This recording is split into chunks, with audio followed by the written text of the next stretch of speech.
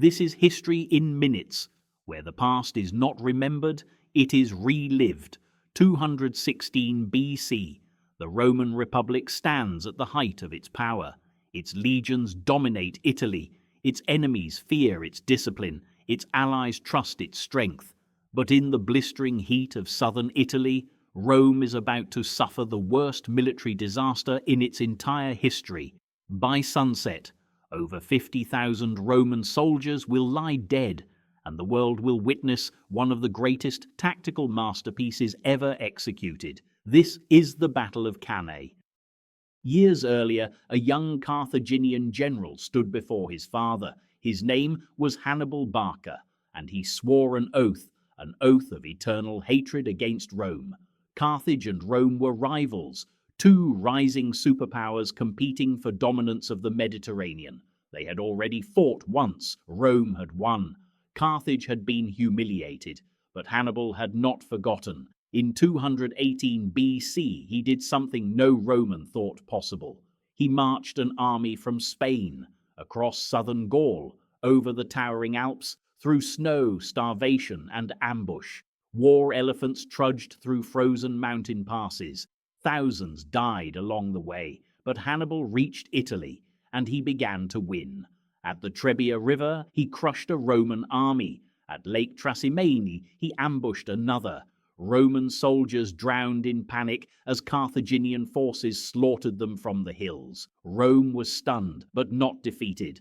Now, in 216 BC, Rome prepared its answer.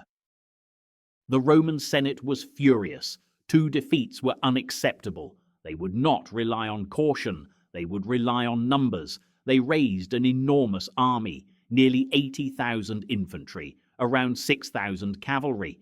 It was one of the largest forces Rome had ever assembled. Their goal was simple: overwhelm Hannibal, crush him with sheer force. The Roman consuls that year were Lucius Aemilius Paulus and Gaius Terentius Varro. Two men, two different temperaments. Paulus was cautious, Varro was aggressive, and on the day of battle, it would be Varro who commanded. The battlefield was near the small town of Cannae, flat terrain, open plains, perfect for mass infantry combat. The Romans liked this. They believed open ground meant victory. They did not realize it was exactly what Hannibal wanted. Hannibal's army was smaller, roughly 50,000 men, but it was diverse. African infantry, Spanish swordsmen, Gallic warriors, Numidian cavalry, and at its center, Hannibal himself. He studied the Roman army carefully. He knew their strength: heavy infantry, tight formations, brute force. So he designed something radical. He placed his weakest troops in the center, formed in a slight outward curve. Behind them, hidden strength, veteran African infantry on both flanks, disciplined, experienced, deadly. On the wings, his cavalry, his greatest advantage. The Roman army formed opposite him, dense, deep, packed tightly together. They believed mass would break the Carthaginian center, and when the battle began, it seemed they were right. The sun rose hot over the Apulian plain. Dust filled the air. The Romans advanced, thousands of shields locked together, boots pounding the earth. The ground trembled. They smashed into Hannibal's center. The Carthaginian front line bent backward, step by step, meter by meter. The Romans pushed forward. They cheered. They believed the enemy was breaking, but it was not breaking. It was bending. Hannibal's center slowly curved inward, from an outward bulge into a hollow pocket. The Romans surged deeper, tighter, more compressed. They pressed so hard that many could barely swing their swords. Still they pushed. Still they believed victory was moments away. Then it happened. There was no escape. Roman soldiers were packed so tightly they could barely move. Some suffocated standing up. Others were crushed under their own comrades. The Carthaginians moved methodically, killing, advancing, closing the circle, hour after hour. The sun climbed higher. The heat intensified. Blood soaked the dry earth. Roman officers tried to rally their men, but there was nowhere to break through. Every direction meant steel. Consul Paulus was killed. Thousands fell beside him. By midday, the Roman army was no longer an army. It was a mass of trapped men waiting to die. The killing continued for hours. Ancient sources estimate between 50,000 and 70,000 Romans died that day, in one battle, in a single afternoon. It was annihilation. There was no escape. Roman soldiers were packed so tightly they could barely move. Some suffocated standing up, others were crushed under their own comrades. The Carthaginians moved methodically, killing, advancing, closing the circle, hour after hour. The sun climbed higher.